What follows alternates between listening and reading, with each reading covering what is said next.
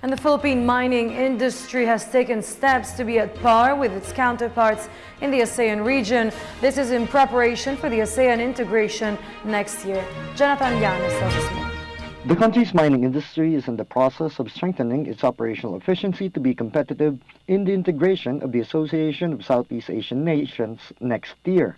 In the opening of the 61st Philippine Mine Safety and Environment Association in the country's summer capital, Association President Luis Sarmiento said, such operational moves of the industry will prove vital as it seeks to be at par with the 9 other member nations in terms of operations and tradings amongst them. Ang Philippine mining industry sa ASEAN integration magiging mas competitive in terms of yung operational efficiencies kasi lalo ngayon ang challenge is bumababa ang presyo ng metal, ang challenge is how to survive yung mababang presyo pero ganun pa rin yung operating cost, no? At katulad sa integration ng ASEAN, ang challenge dito also lalo yung sa ating mga nagpo-produce ng mga semento, yung mga aggregates, bababa yung presyo ng commodity from other countries at pwede silang pumasok sa atin, tayo man pwedeng pumasok sa ibang bansa. The conference is set to present research papers and materials pertaining to the changes in the trading once the integration begins.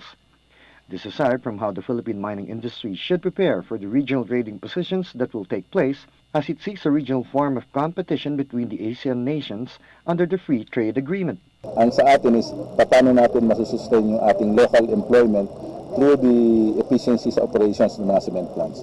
At yun ang magandang challenge na dapat talaga pagtuunan ng mga industriya. At para mapanatili nila yung operations ng kanilang company at the same time ma-minimize yung impact ng pagpasok ng mga imported na cement, imported na baka pati aggregates because of the